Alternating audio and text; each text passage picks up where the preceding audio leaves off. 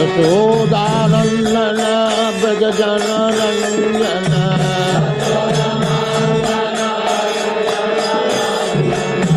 यमुना तीर वनचारी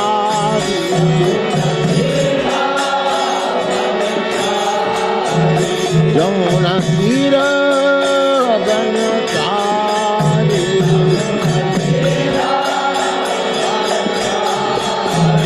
जय राधा माधव कुंज बिहारी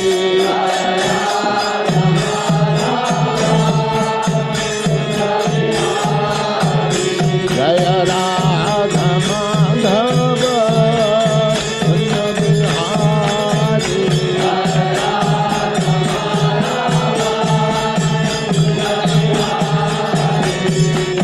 गोपी जन वल्लभ गिरिवरधारी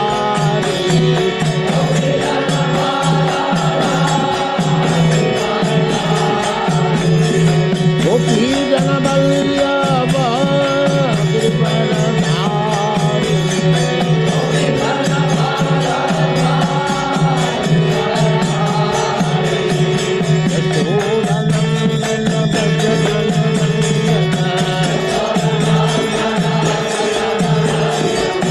यशोदानंदन ब्रज जन यशोदानंदन ब्रज जन रंजन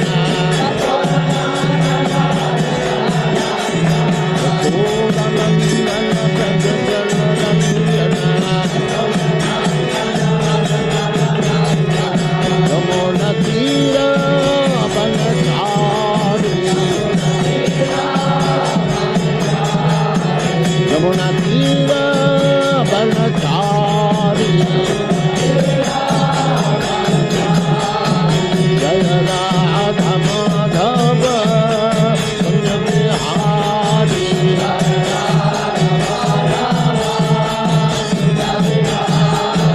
जय राधा माधव कुंज बिहारी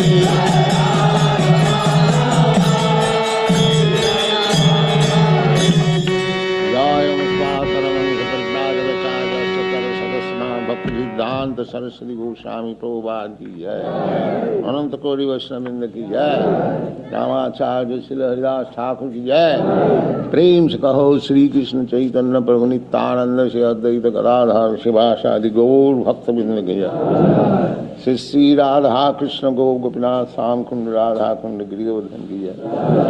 वृंदावन धाम की जय। नवद्वीप धाम की जय। समवेत भक्तवृंद की जय। All glory to the small lord. Thank you very much.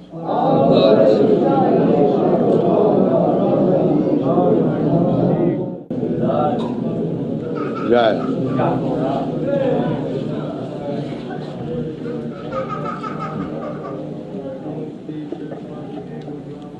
हरे कृष्ण।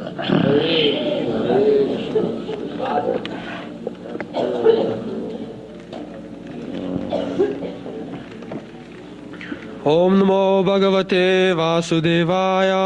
ओम नमो भगवते वासुदेवाय। ओम नमो भगवते वासुदेवाय। ओम नमो भगवते वासुदेवाय। ओम नमो भगवते वासुदेवाय। ओम नमो भगवते वासुदेवाय। Srimad Bhagavatam, Canto 1, Chapter 3, Text 17. Danvantaram Dvadashamam Trayodashamam Evacha Apayayat Suran Anyan Mohinya Mohayan Striya Danvantaram Dvadashamam Danvantaram Dvadashamam Trayodashamam Evacha Trayodashamam Evacha Apayayat Surananyan Apayayat Surananyan Mohinya Mohayan Striya Mohinya Mohayan Striya Danvantaram Dvadashamam Danvantaram Dvadashamam Trayodashamam Evacha Trayodashamam Evacha Apayayat surananyan, apayayat surananyan, mohinya mohayan striya, mohinya mohayan striya, danvantaram dvarashamam, danvantaram dvarashamam, trayodashamameva cha, trayodashamameva cha, apayayat surananyan, apayayat surananyan, mohinya mohayan striya, mohinya mohayan striya. Danvantaram dvarashamam, trayodashamameva cha, apayayat surananyan, mohinya mohayan striya. Danvantaram dvarashamam, Trayodashameva cha, apayayat surananyan, apayayat surananyan, mohinya mohayan striya, mohinya mohayan striya. Danvantaram vadashamam, Danvantaram dvarashamam, Trayodashamameva cha, trayodashamameva cha, apayayat surananyan, apayayat surananyan, mohinya mohayan striya, mohinya mohayan striya. Danvantaram dvarashamam, Trayodashamameva cha, trayodashamameva cha, apayayat surananyan, apayayat surananyan, mohayan striya, mohinya mohayan striya. Danvantaram vadashamam, Danvantaram dvarashamam, Trayodashamameva cha, trayodashamameva cha, apayayat surananyan, apayayat surananyan, mohayan striya, mohinya mohayan striya. Danvantaram dvarasamam, Danvantaram dvarashamam, Trayodashamam eva cha, trayodashamameva cha, apayat surananyan, apayayat surananyan, mohinya mohayan striya, mohinya mohayan striya. Danvantaram dvadashamam, Danvantaram dvarashamam, Trayodashamameva cha, trayodashamameva cha, apayayat surananyan, apayayat surananyan, mohinya mohayan striya, mohinya mohayan striya. Ladies. Danvantaram dvarashamam, Danvantaram dvarashamam, Trayodashamameva cha, trayodashamameva cha, apayayat apayayat surananyan, surananyan, mohinya mohayan striya, mohinya mohayan striya. Danvantaram dvarashamam, Danvantaram dvarashamam, Trayodashamameva cha, trayodashamameva cha, apayayat surananyan, mohinya mohayan striya. God meaning. Danvantaram, the incarnation of God named Danvantari. Dvadashamam, the 12th in the line. Trayodashamam, the 13th in the line. Eva, certainly. Cha, and. Apayayat, gave to drink. Suran, the demigods. Anyan, others. Mohinya, by charming beauty. Mohayan, alluring. Striya, in the form of a woman. Translation. In the 12th incarnation, the Lord appeared as Dhanvantari, and in the 13th, he allured the atheists by the charming beauty of a woman and gave nectar to the demigods to drink. This is very interesting.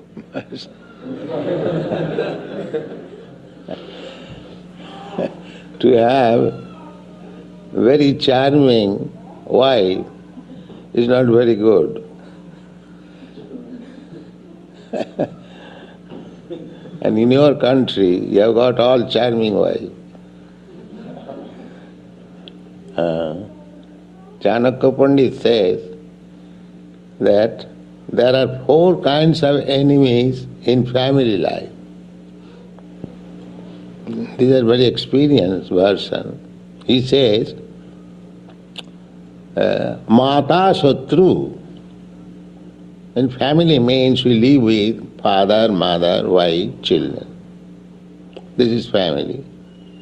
In your country, family does not mean father and mother, only wife and children.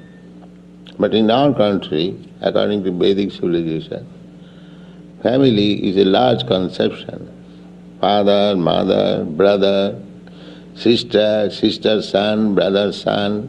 If there is difficulty, one has to sue.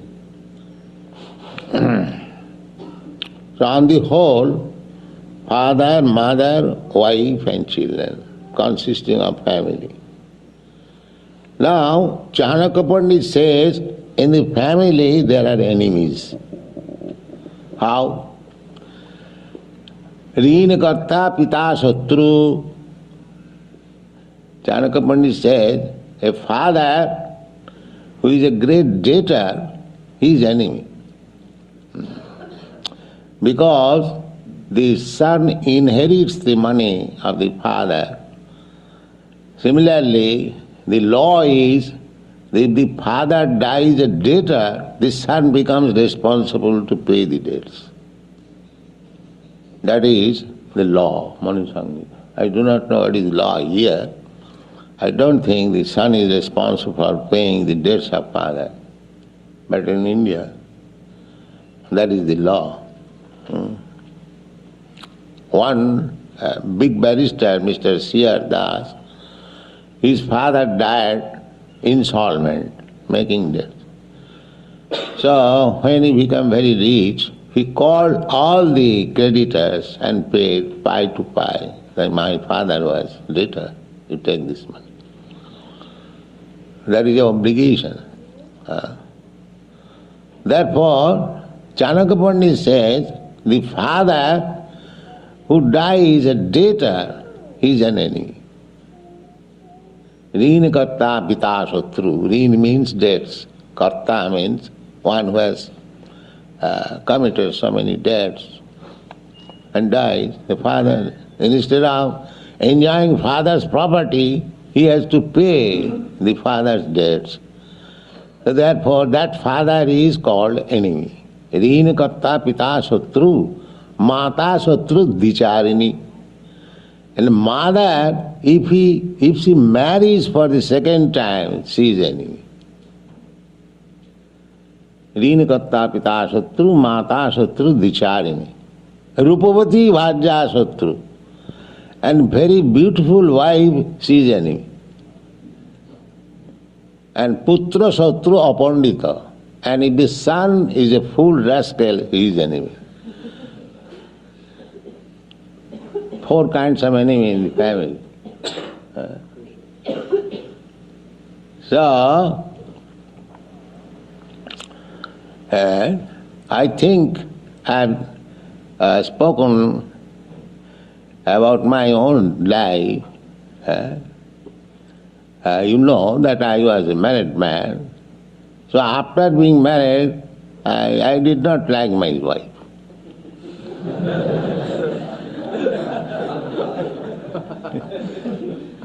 Somehow or other I did not like. I must say she is very faithful, very everything, everyone prays. But I did not like somehow or other. So I was preparing for next marriage, because in India at that time it was allowed, a man can marry more than one wife. Now the law is there. So my father, he was a saintly person. See, he called me one day and said, my dear boy, you are trying to marry again, I request you, don't do that. You do not like your wife, there is a great fortune for you.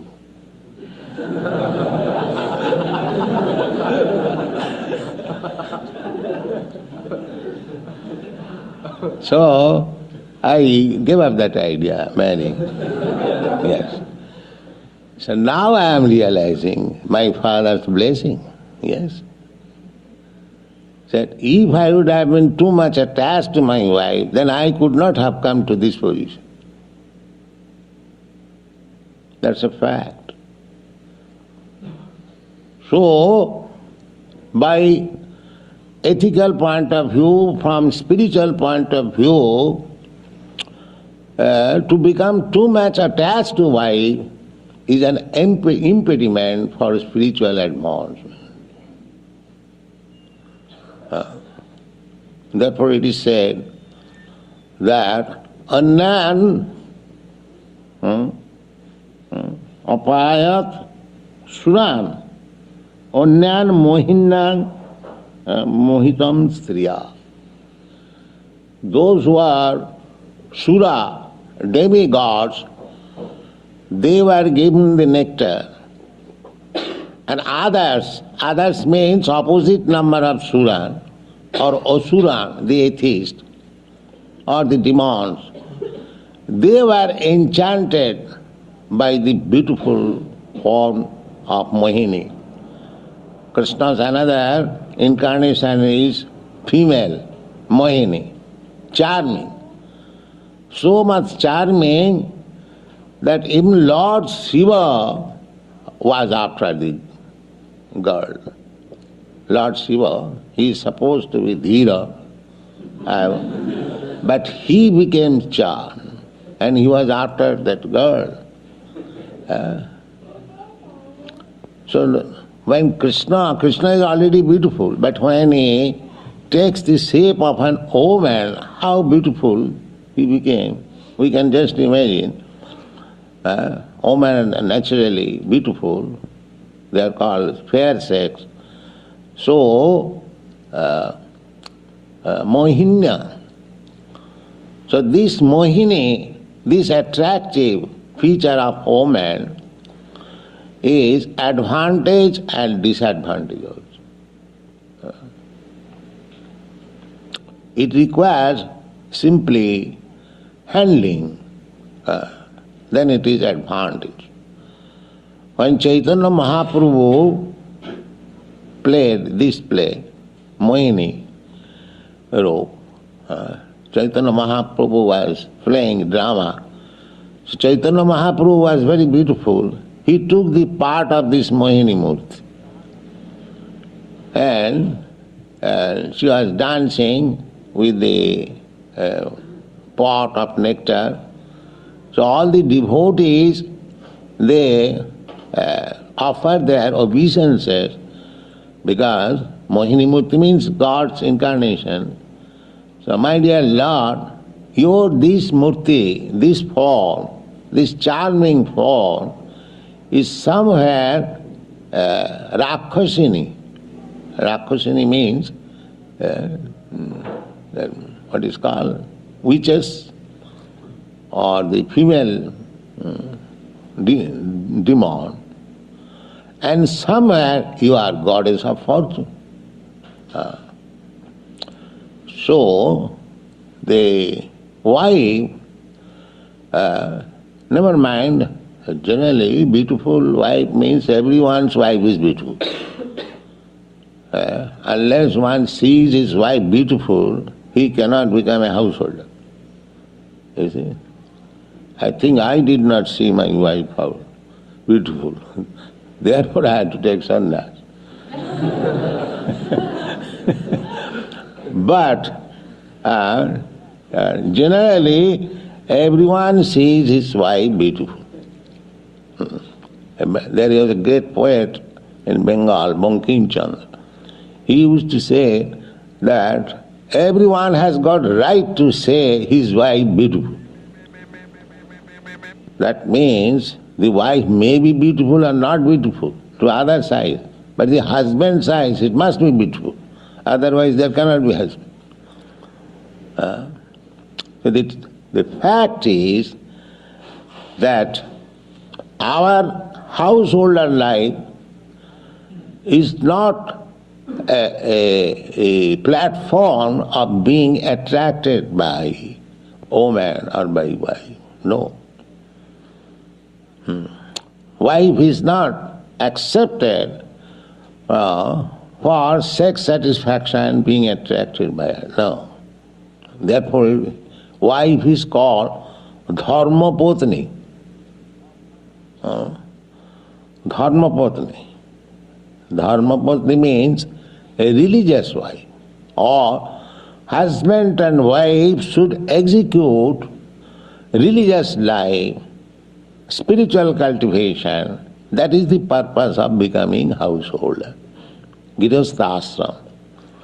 Not that I become attracted by wife and I become absorbed in simply sex relation and forget my real duty, Krishna consciousness.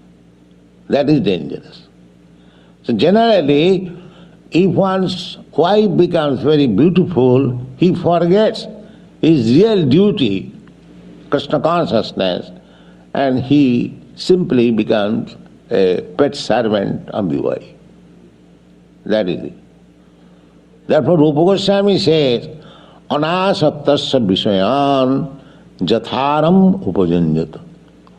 One should not be attracted for sex life. Jatharam upajanjata. But does it mean that husband and wife will have sex? No. Jatharam, as it is required.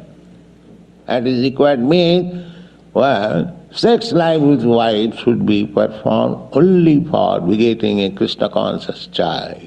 Nothing more. No more attraction. That life is better. And that life means not only better, that is the ideal life. Wife and husband, combination, both should make progress in Krishna consciousness. Women, they are generally equipped with the qualities of passion and ignorance. And man also maybe, but man can be elevated to the platform of goodness. Woman cannot be.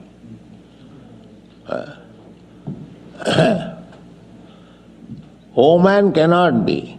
Therefore, if the husband is nice and the woman follows, woman becomes faithful and chaste to the husband, then their both life becomes successful.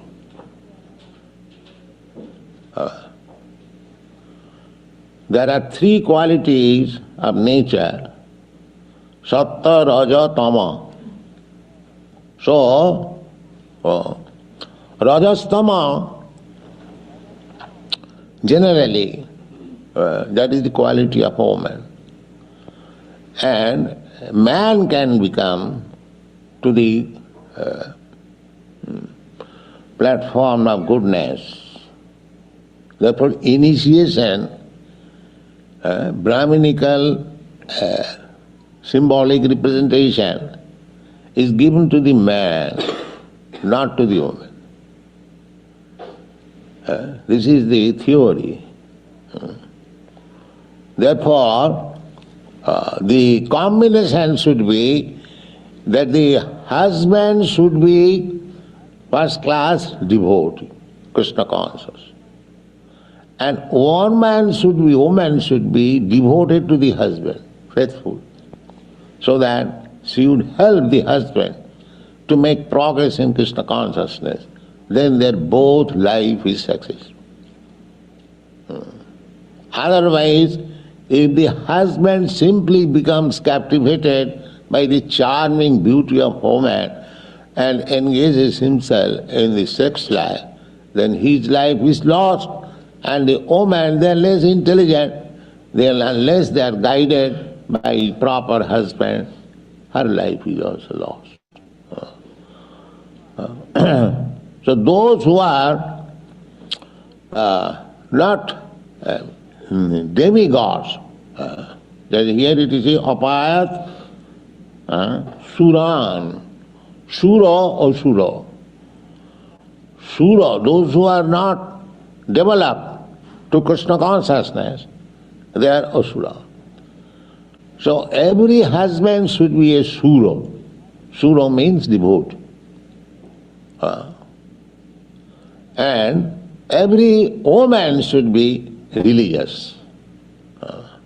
Religious means to become chaste, faithful to the husband. And the husband should become a devotee. Then both of them will make progress in Krishna consciousness, and that is the perfection of life.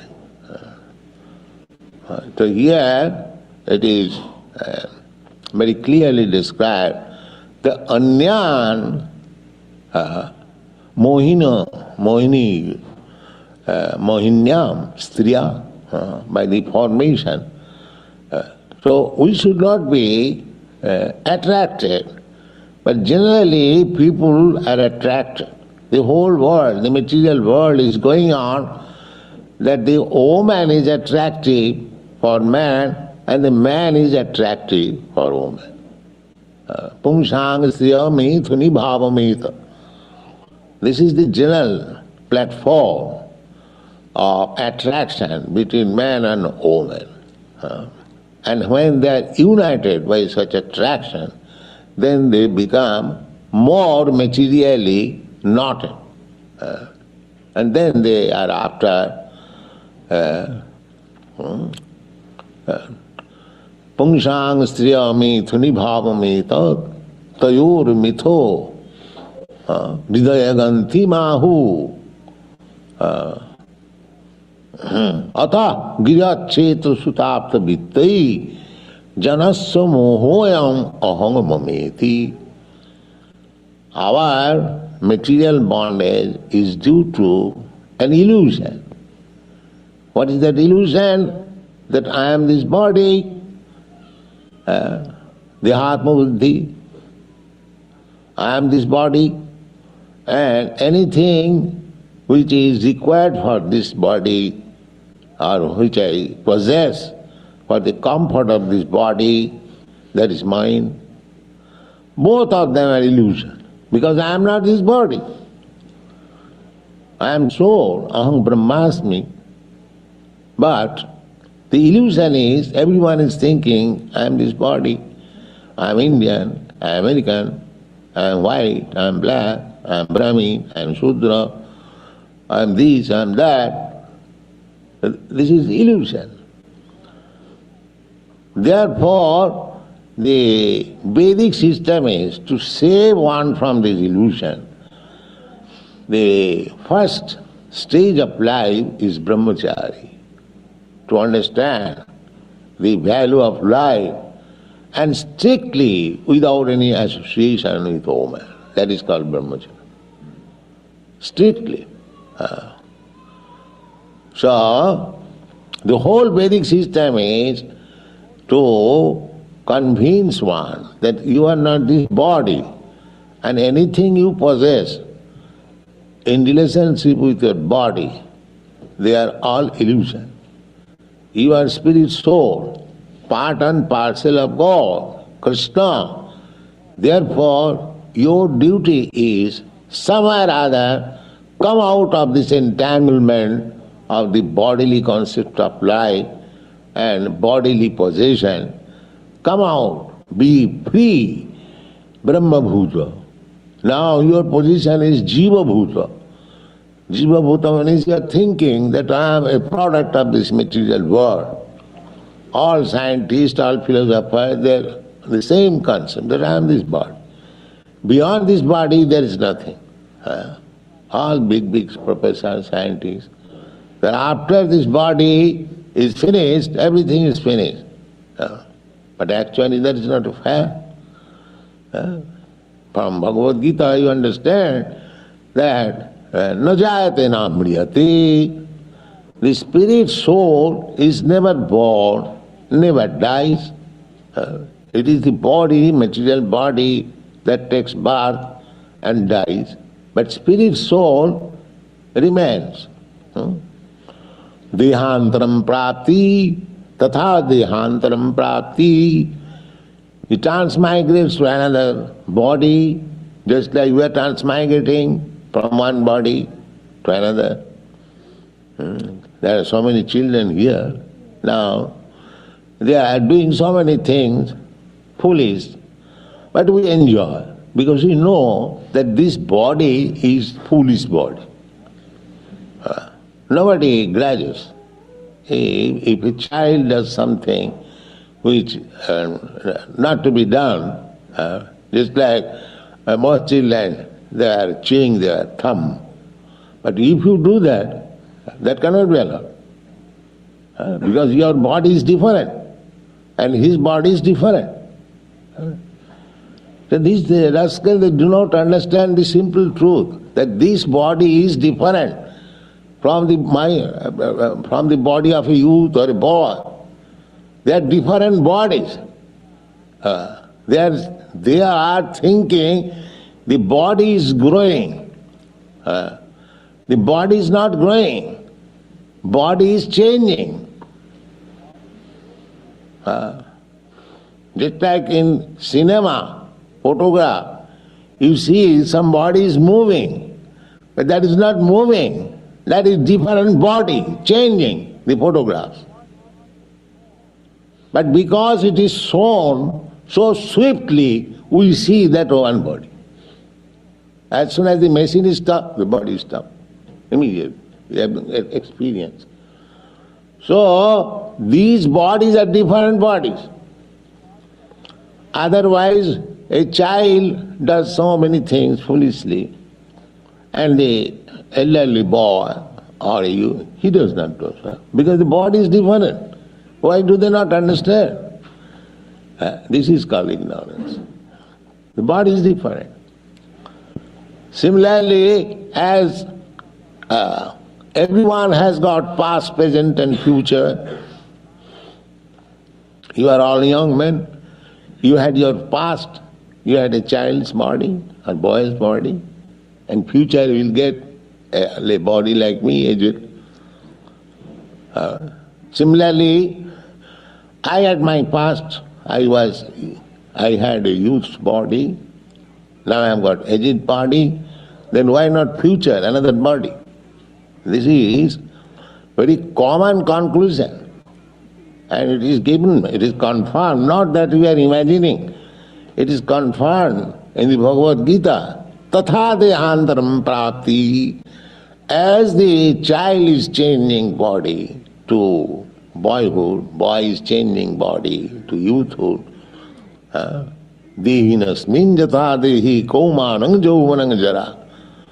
And the youth is changing body to old age body. Similarly, the old also will change the body.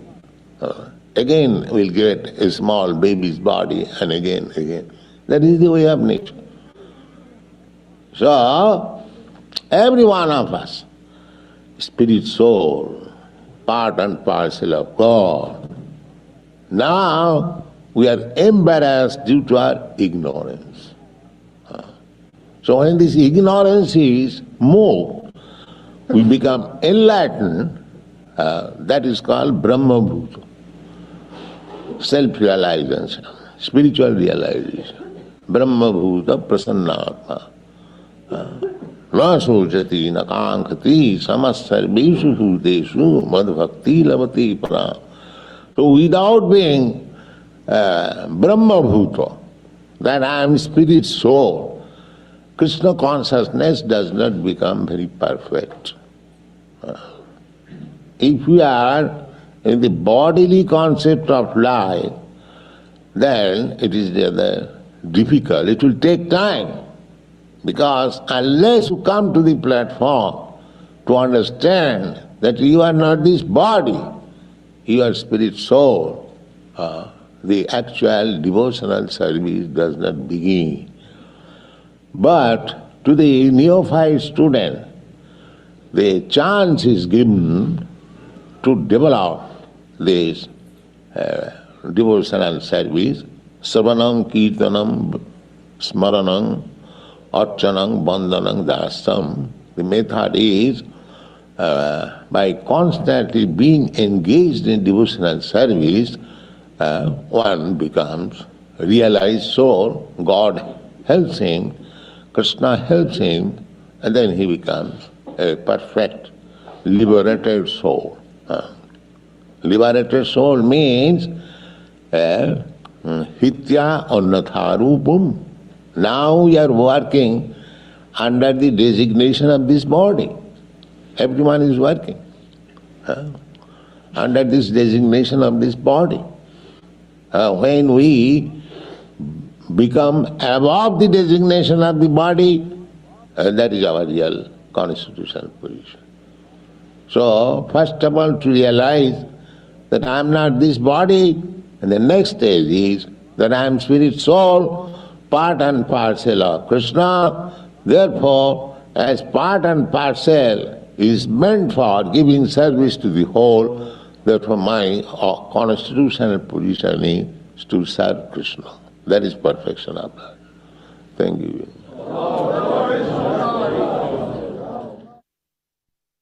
Very powerful class by Srila Prabhupada again. Amazing points. Actually, I have a question that I would like to ask Mother Geeta, actually, because she's most senior on this call, on this class right now. But I would like to ask devotees first. If you have any questions, any sharing, any comments, clarification, please. Yes, Mother Geeta, please go ahead, Mother. Hare Krishna, please accept my humble obeisance. Accept mine, Mother.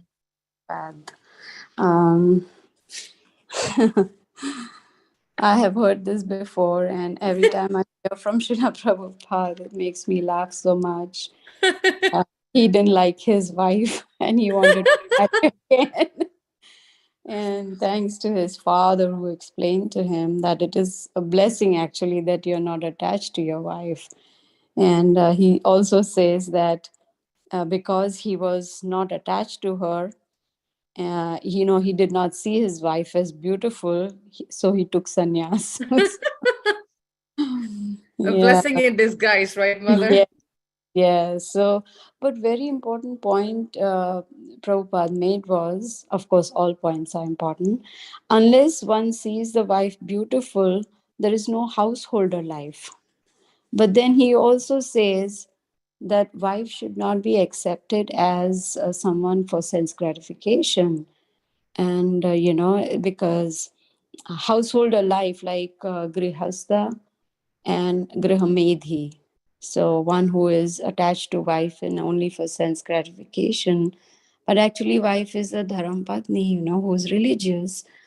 Excuse me. So both husband and wife should lead a spiritual life, and that is the purpose of grihastha ashram, householder life. So I found this very, very, it was a good reminder again. Thank you. Hare Krishna.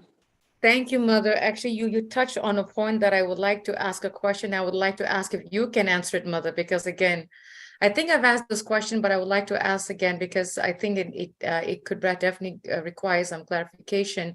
Here, Srila Prabhupada speaks about the position of the husband and the wife, and then he also speaks about how the wife is to support the husband in Krishna consciousness and, being chaste and faithful and all that.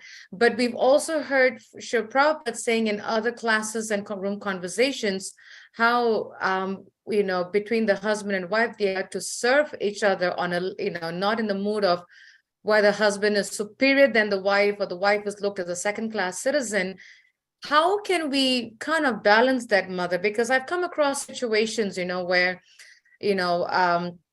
husband, very, very nice families, husband and wife are so, this is generally I've come across situations, but at the same time, the woman is made to feel superior. It's made what I say you do. And the person wants, so how do we kind of mix this up, Mother? Can you shed some light on this, Mother? Sure, I can tell you what I have heard, and then maybe Parikshit Prabhu can add to that. One time, one of Srila Prabhupada's disciples, she went up to Srila Prabhupada and brought up this point, that why should the woman wife be treated like a servant? And so Srila Prabhupada said, the problem starts with being on bodily concept. I am a woman, you are a man, that is where it starts. And Prabhupada said, we are all spirit souls, and we, husband and wife, help each other to serve Krishna. And so this is what I had heard. And that disciple was very satisfied with the answer that, yes, Prabhupada said that until and unless we come out of that bodily concept, that I'm this color, I'm this race, I'm this religion, I'm this body, we will not be able to progress at all. And in Vedic time, they used to call marriage as Vivaha Yagna. Yagna means sacrifice, where both husband and wife take a vow that they will help each other in spiritual life. So there was this lady who used to come to our class, excuse me, in Mumbai. And when we were reading about this and talking about it, she said, what if my husband is not Krishna conscious, do I still have to serve him? And Srila Prabhupada has mentioned that, yes, you still have to serve, but not take spiritual guidance, because he himself is not Krishna conscious. So, yeah, maybe Parikshit Prabhu can add something. Hare Krishna, I accept my humble obeisances. Glory Srila Prabhupada. Thank you for the response, Mother Gita. Srila Prabhupada, looking at this lecture, he started talking about things that people believe on the bodily platform. Mm-hmm. Even the family talked about a situation where the husband becomes an enemy of the family if he's a debtor, and like that, the wife, and then the son, who is a rascal, is also an enemy. So basically, the way Prabhupada approached this, he talked about at the body level, men, women, and then how they should live their life to support each other. But at the end, he said, first of all, we have to realize that I'm not this body. Then he went to the spiritual.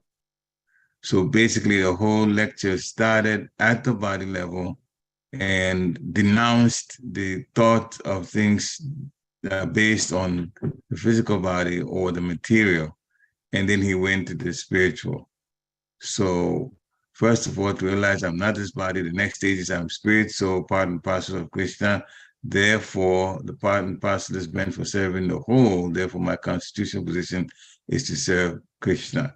That is the perfection of life. So ending the lecture, he wasn't talking on the bodily level at all. He was talking about being a spirit soul. And this society is meant just for that, to have us understand that we're all spirit souls and we're meant to serve the Supreme Personality of Godhead, serve the whole. And that's why when he's even mentioned things that have happened culturally and also on the bodily level, compared in India to America, about taking an ex-wife and so on. He started all of that. But in the end, because we're talking about Sura and Asura, and of course, Asuras think on the material level. So he had to bring all these examples in there. But in the end, he said, we are to understand we are spirit, soul, part and parcel of Krishna. And so this is what the society is about. That's why I don't even feel comfortable breaking down the material things, because he was talking about the misconceptions first, and then he corrected the misconceptions to the end. And that's the way we should look at it. And so even on the bodily platform, he's changed all of that. Now we know that you don't have to wait for a man, a good man, a devotee to be, as a woman, to in a female body, to wait for or be with a husband that will go back to Godhead before you can go back to Godhead. All women have their own spiritual bank accounts. So yeah, it would have been very difficult for those in souls in female body to go by this method. Now he has actually revolutionized it. He's changed it, and now women can go. Women can do so many things. Or why don't we want to say women? Souls in female bodies can do these, things that souls in male bodies. So he brought everything on the spiritual level, and the spiritual level is equal level. Hare Krishna. Thank you That's the so much difference. to both of you for addressing this, because as both of you, and yes, I completely agree with both of you. I see the points and I appreciate you both shedding light, because I shared the same points with others who've had the same challenge. So I feel what's the word, reconfirmed by both of your responses, because I remember I don't know, Mother Geeta, if you read this article, but I think it was 3, 4, 5 years ago, there was one proper disciple, Mataji. She left her body, I forgot her name, but her husband's name starts with a D. I don't know whether it's Daivira or Dayananda, but Daivira Prabhu, Dayananda Prabhu, but I remember there was a quote by Srila Prabhupada, that Srila Prabhupada, and they're both proper disciples, initiated by Srila Prabhupada. And there was a quote that was a sharing by one devotee where Srila Prabhupada said to both the husband and wife that he told the husband, your wife is more qualified than you, is what he said, because she is, very fiery. She can do so much service, and should, so he says in that way, she's more qualified than you. So you should not, I'm trying to paraphrase what he said, but so we should not look down upon women and our wives as second-class citizens, or she's my wife, so I can do what she wants to do. So I thought that was a very powerful point by Srila Prabhupada telling his disciple, and I forgot his name, but there was an article 5, 6 years ago about his wife, that Srila Prabhupada said that your wife is more qualified than you. So I thought that was a very nice point, reflecting on Parikshit's point about how we're not the body, and the question, and the reason I asked this question, Mother, is I do face these concerns from women sometimes in our movement, especially those who are trying to serve at the same time, are married, and at the same time they have this dilemma. At the same time, they don't know what's right, what's wrong. At the same time, they feel limited, so that's why I asked that question, Mother. But yes, what your answer was so good. But Mother, if you could shed some light, if you got some more thoughts, please do share, because it's definitely a concern that something I personally have faced, over the years. But yes. Yes, we learned so much from Srila Prabhupada's lectures. I mean, even though we have heard it before, but it's a very gentle reminder, especially today's class about Grihastha life, and most of us are in that Grihastha life, and how we need to, lead it according to the scriptures, according to the Bhagavad Gita. And there's so many references, even in Srila Prabhupada's lectures, in his books, how we should not become a grihamedhi, someone who is enjoying, the couple enjoying each other with no spiritual goal in life. And Srila Prabhupada was very firm also about, one of the regulative principles, no illicit sex. And he made it very, very clear that, the husband and wife come together only and only when they want to have a child, and when they are prepared to, raise that child in Krishna consciousness. So, of course, there are certain things that one needs to do before even conception. But the point is, Srila Prabhupada has given us such a simple and clear process by which the whole family, why just the husband or the wife, the whole family can become Krishna conscious and go back to Godhead. Hare Krishna. And I also like your point, Mother, where you stress the point of Vivaha Yagna. It means sacrifice. It's just not on the men's side, or it's not only on the woman's side, but it's on both sides. I really like that point, how, that not only is the woman sacrificing for the husband, but the husband is also sacrificing for the wife to perform devotional service. And I really like in spiritual life. So I really like that point, that it's not just a one-way street, but it's also on the husband to sacrifice for the wife to progress in spiritual life, and wife for the husband. So that was, and when you said that, Mother, it really reflected on what Prakshit said. It goes hand in hand. We are not the body at the end, so we're supposed to help each other. So yeah, thank you for sharing that, because that is one thing that I think, you know, I every now and then I get this challenge that I have, you know, devotees coming to me with concerns. And I thought this would be a perfect time to ask this question. So thank you to both of you for shedding light on this topic. Thank you. Any other questions from devotees? Any thoughts, any reflection, any takeaway before we end this? Go ahead, honey. Hare Krishna. More things in this lecture. Was a very powerful lecture, and the trend was from the material then down up to the spiritual. And one of the things that I found interesting, because I see it happen right in the temple in Harrisburg, is when the children come, this the bodies, the child's body is not intelligently developed, let's put it that way. And so they do all kinds of things that are foolish, you know, because they don't know. And Shiva Prabhupada made a point that there's, you know, going from one body to another body, even in the same starting body, the body does not, we say is growing, but actually Shiva Prabhupada was stressing the fact that the body is changing. It's changing because he was looking at the size of the body plus the consciousness. See, many times we say, oh, somebody's grown, you've grown so big, you know, after a couple of years of seeing a young boy, he's become taller, he's become bigger.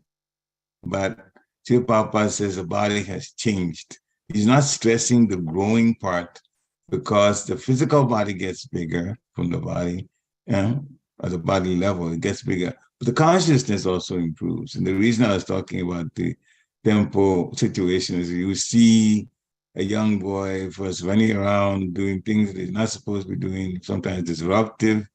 And then a couple of years later, the same boy is a little bigger and now he's quiet. And he's sitting down, you know, and when you talk to them, it makes more sense to, you know, so many things. So that is changing. So what I picked from it was the Shiva Prabhupada knew very well that the body does in fact grow, it gets bigger. But he was not talking about that only. He was talking about the consciousness also improving in the new body that the child gets as the time passes. Mm-hmm. So that was the point that I thought was very, very interesting. That I wanted to bring up. Hare Krishna. Yeah. It's just, interesting how Shiva Prabhupada, and yeah, when we see that, you know, the kids that used to be running around now, they're so quiet. And as they develop and they mature and they grow as they get older. But that was a nice one. Yes, even I was also liking that point by Shiva Prabhupada. Thank you for sharing that. Any other points from devotees? Any other reflections, thoughts? Please do share, shed some light on it. Also, I would like to remind devotees that tonight we will continue with Srimad Bhagavad Gita class tonight at 6 o'clock. We're continuing with chapter 1, verse, I think 32 is what we're doing today. So please do join us this evening. And tomorrow morning is His Holiness Chandramauli Swami's class at 7 o'clock. So please do join us. It's we only have a 7 a.m. class if it's given by Chandramauli Swami because he's in a different time zone, in a different country. So please do join us tomorrow at 7 o'clock by His Holiness Chandramauli Swami, and tonight at 6 o'clock for our Bhagavad Gita class. Until then, if there are no takeaways, no points, we thank you all so much for joining us. Vanchakrapadavyascha, Kripasindabevacha, Patitanam Bhavanevya Vaishnavevya Namo Namaha. Srila Prabhupada ki Jai. Have a wonderful day, devotees. Thank you. You too. Hare Krishna. Hare Krishna. Hare Krishna. Hare Krishna, Mother Gita. Hare Krishna. Hare Krishna.